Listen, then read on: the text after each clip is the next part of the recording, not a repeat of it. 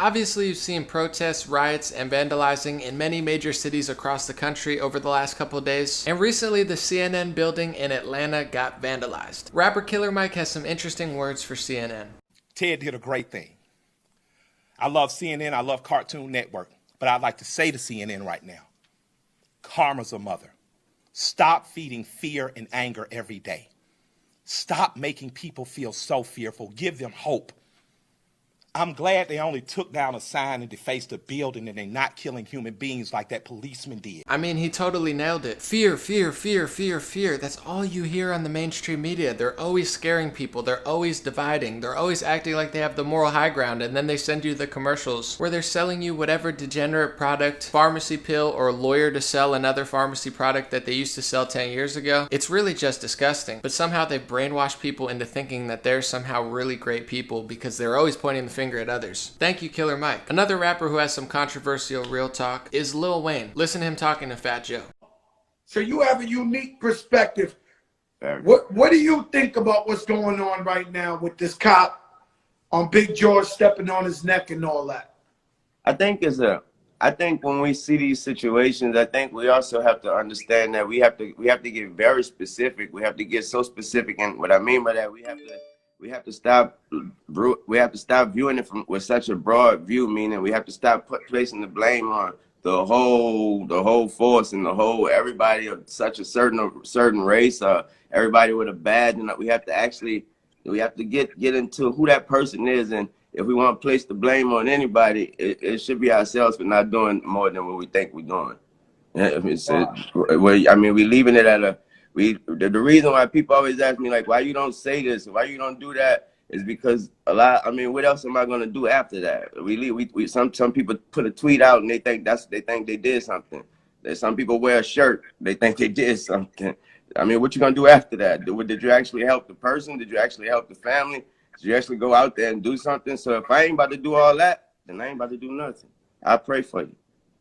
You say the follow-up is the follow-through is more important than wearing the shirt or talking about it. Is actually learning about it. What we need to do is we need to learn about it more. If we want to scream about something, know what we're screaming about. We want to protest about something, know what we're protesting about. Because if we want to get into it, I mean, it's a bunch of facts that we think we know that we don't know. So if we want to get into it, first know what we're talking about before we talk about it.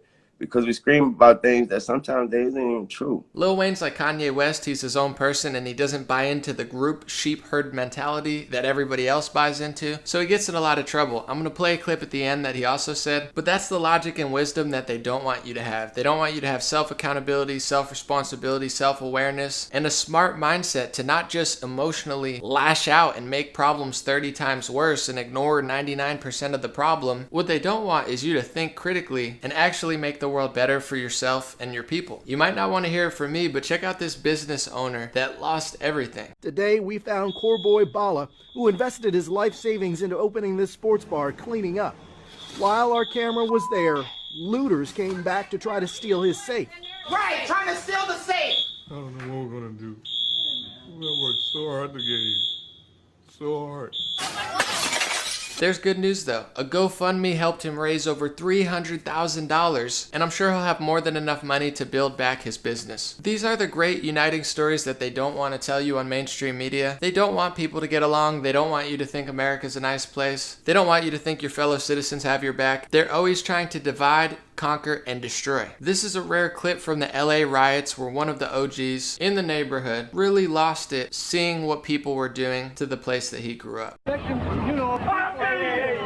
If you didn't think it's too damn bad, but don't destroy my stuff. Don't burn down my soul. Come on, Uncle. I worked too hard for this. I don't even understand nothing. Come on. It's not right. It's not right. It's not right what y'all doing. I came from the ghetto too. Same as all of you did. Y'all need to listen. But you know, y'all mess up my business. And you call it black power. You mad at the white man. Why destroy my business? Why destroy my truck. Watch see my computer. I'm trying to make it. Could you understand that? Can't y'all see it?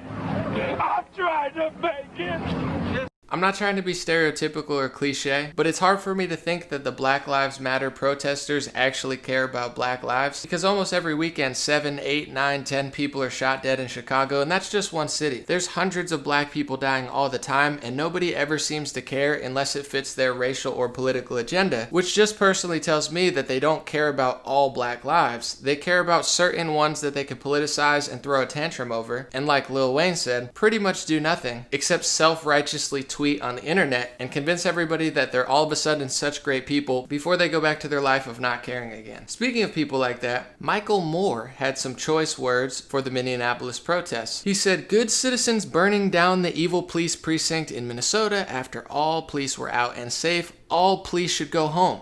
No violence, please.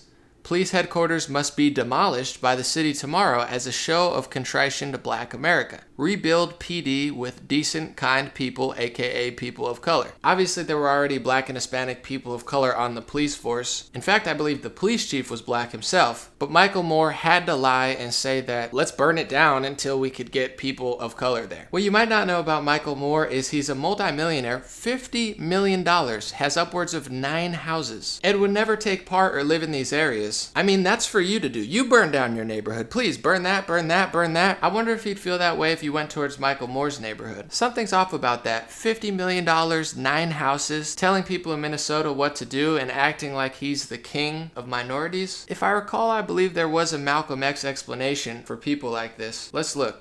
There are many whites who are trying to solve the problem, but you never see them going under the label of liberals. That white person that you see calling himself a liberal is the most dangerous thing in the entire Western Hemisphere. He's the most deceitful. He's like a fox.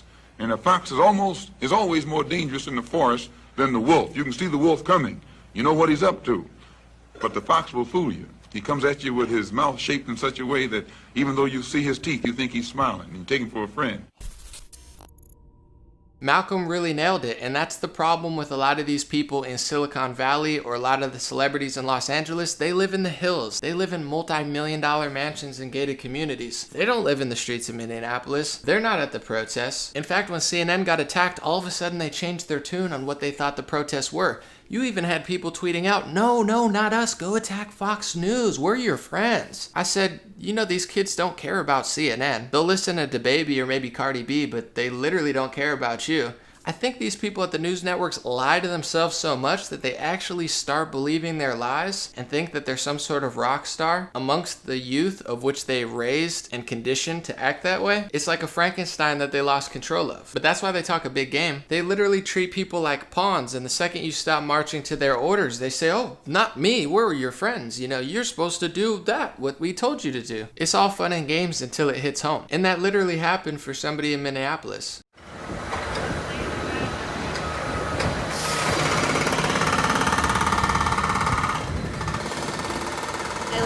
In this apartment building right here where they're currently putting the water in. I got a call from my landlord this morning that the place was on fire last night. Me and my neighbors went and stayed at a hotel, and I came down here as soon as he called and I got a hold of him, and it just is like really heartbreaking. I just moved in here like a week and a half ago, and I just got everything set up, and I was really excited to live in the city, be around everyone, and now it's all gone. We can all identify when something's wrong and try to make it right, but there's some people who really do want to make it right, and then there's people who just shout headlines once or twice a year and have been conditioned by mass corporate media to think that they have the moral high ground in that situation and they're self-righteous people who are here to save the minorities in America. In reality, when you look past their empty words, when you look past their empty phrases, when you look past their disgusting, degenerate behavior and actions, what you start to realize is they're every bit as hateful and harmful and negative and nasty and dangerous as the people that they claim to fight. And many times they exaggerate and lie and do anything under the sun to get to the point that they're trying to get to, which is they don't really have a direction like Lil Wayne talked about, which is the problem. But that's what media has done. It's raised a generation to think that they don't have to be right, they don't have to be accurate, they don't have to be honest, they don't have to be truthful. They simply have to exist. And if they have a victim card, or at least play the victim card that corporate media wants them to play for others, they think that makes them awesome. I'm not going to be shamed and pressured by the lemmings, the sheep, the gatekeepers, and the corporate stooges, many of which will push any product, any company, any lie, any evil to make money in the entertainment industry, and then turn around twice a year and just tell you you're such a bad person if you don't agree with exactly what I say, which is exactly what Nike says, which is exactly what MasterCard thinks, and what do you know? It's exactly what all the corporations and all the media thinks. It's almost like I don't have any original thoughts for myself, and I just march to the orders of activism whenever I'm told it's publicly acceptable to march to the orders of activism. Well, guess what? If that's the type of activism you're doing, it's probably not activism. It's called being a follower. And that's what I'm not, and that's what many people aren't. So overall, I hope you enjoyed those clips. I want to end on a positive one, and it's probably the reason that Lil Wayne doesn't play the same game that every phony celebrity plays when it's politically and socially convenient to do so. At the age of 12 years old, I shot myself. I was in the house. Police knocked on the door. I was right there. They knocked the door down. Everybody jumped over my body to go get the guns and drugs and whatever they could find. It took one guy to stop right there and cuss everybody that hopped over me out. Like, what the f*** are y'all doing? They say, oh, no, we was going to see if it, what the f*** are y'all doing? We called the ambulance. A ambulance, do you not see this kid on the floor with this hole in his chest? Say, you drive, pick me up, brought me to the hospital. He didn't drop me off at the ambulance and say, you take him. He brought me to the hospital room and made two and stood there and waited till the doctor said he's gonna make it. He said, don't worry, my name's Uncle Bob. He was white as snow. The that hopped over me was blacker than me. Was he a cop? Yeah, he was a cop, and my life was saved by a white man. I don't know what racism is. I know a good named Uncle Bob, though. And I hope you liked this video. Have a good day.